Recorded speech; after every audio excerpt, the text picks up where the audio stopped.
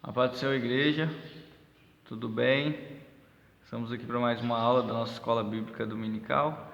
Escola bíblica, né? Que você pode ver ela a qualquer momento aí na sua casa, no trabalho, andando de carona num carro aí. Você pode estar assistindo também, dentro do ônibus. Basta ter a internet aí que você consegue ter a nossa aula, né?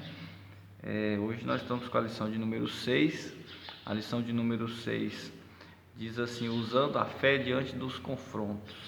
O texto áureo: então caiu o fogo do Senhor e consumiu o holocausto, e a lenha e as pedras e o pó, e ainda lambeu a água que estava no rego. 1 Reis 18:38. A verdade aplicada nos diz: nos momentos mais difíceis, aprendemos que a vitória está em crer, obedecer e esperar no Senhor Deus.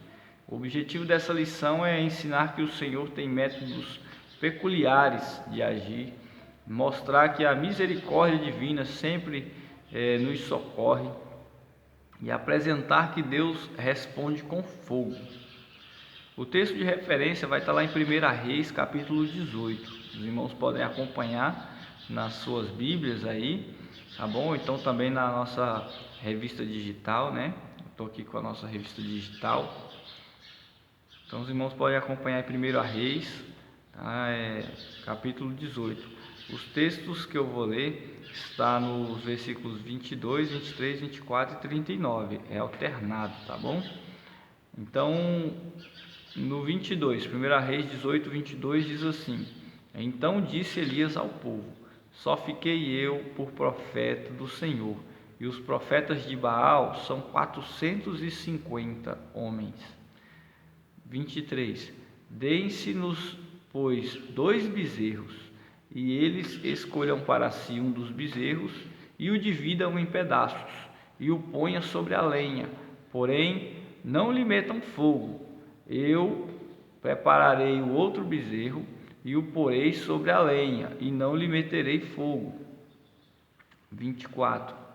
Então invocai o nome do vosso Deus, Deus com letra minúscula aqui, e eu invocarei o nome do Senhor, disse Elias, e há de ser que o Deus que responder por fogo, esse será Deus.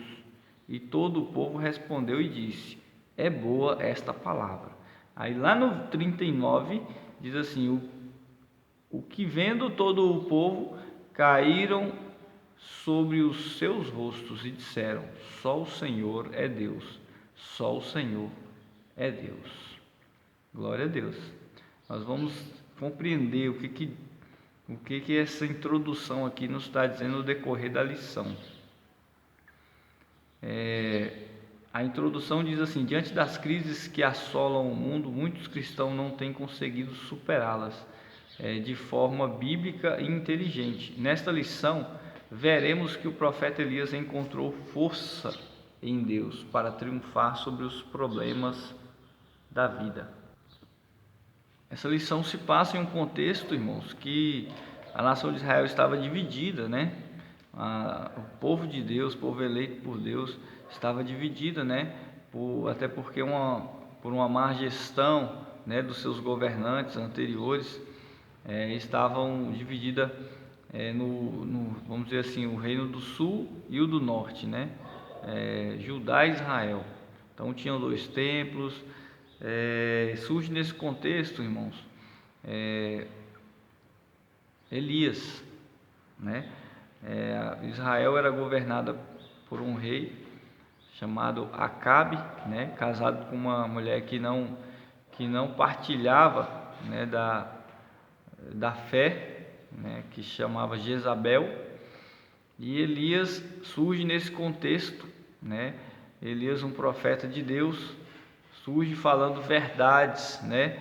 E verdades incomodam, né? Então Elias, quando ele surge nesse contexto, ele causa muito incômodo às pessoas daquela época, principalmente ao rei, né? E também a Jezabel.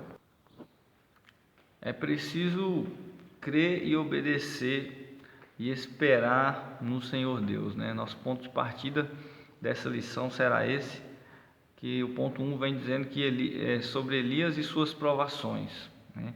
Aqui a nação escolhida por Deus, né, povo eleito, estava agora dividido, e Acabe e Jezabel, né? Nós precisamos aqui, se os irmãos puderem, leiam 1 Reis capítulo 16 para entender, né, um pouquinho mais sobre o reinado de Acabe, tá bom? Mas basicamente era um rei, né, que não tinha muita posição, vamos dizer assim, e a esposa dele, Acabe, a esposa de Acabe, Jezabel, ela meio que ditava as regras, né? E ele não tinha um pulso tão firme assim. Acabe não tinha um pulso firme. E ele era meio que levado, né, por várias ideias da sua esposa, Jezabel, como eu disse no início do vídeo, que não temia a Deus. E começou a trazer ali para o povo, né, de Deus, o paganismo, né, a idolatria, a crença em muitos outros deuses, né?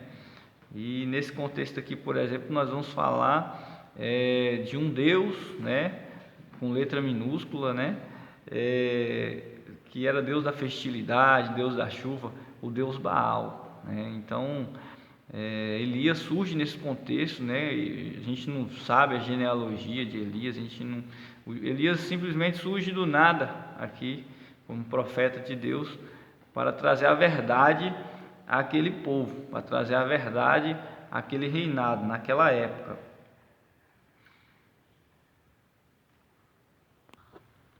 Deus faz uma chamada para Elias, né?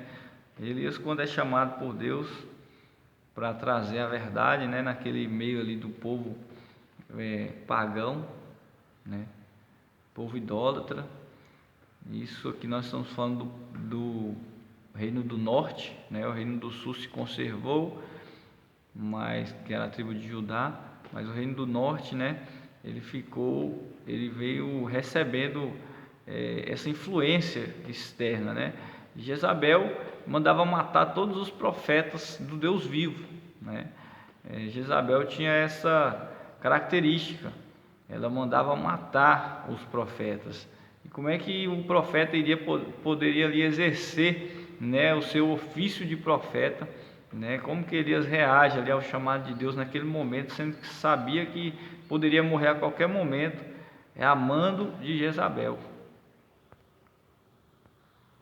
Então no capítulo 17 nós vemos aqui Elias entrando em cena, e o capítulo 17 no versículo 1 de 1 Reis diz assim: Então Elias, o tesbita, dos moradores de Gileade, disse a Acabe: Tão certo como vive o Senhor, Deus de Israel, perante cuja face estou, nem orvalho nem chuva haverá nestes anos, segundo a minha palavra.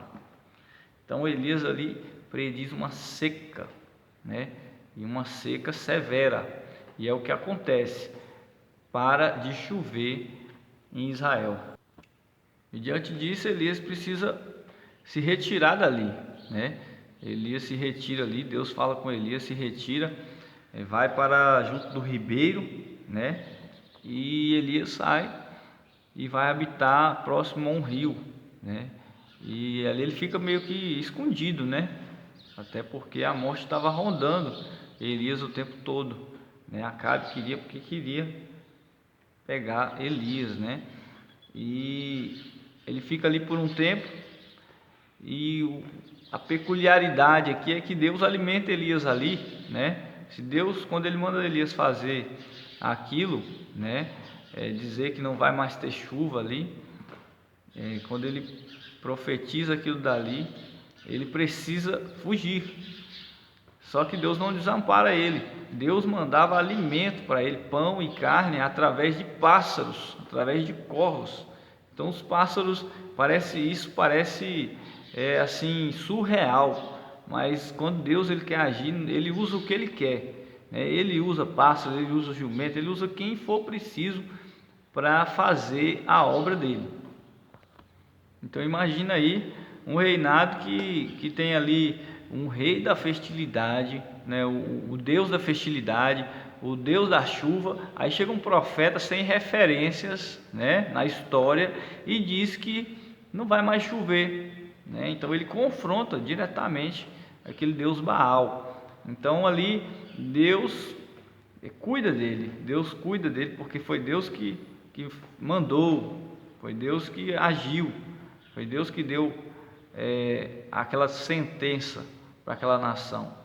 Então ele vai para junto do ribeiro, é alimentado por corvos, né, com pão e carne, só que chega um momento que o ribeiro seca, né? E agora nós vamos ver aqui no tópico 2 o que acontece, como que Deus faz para cuidar agora de Elias, já que o ribeiro secou.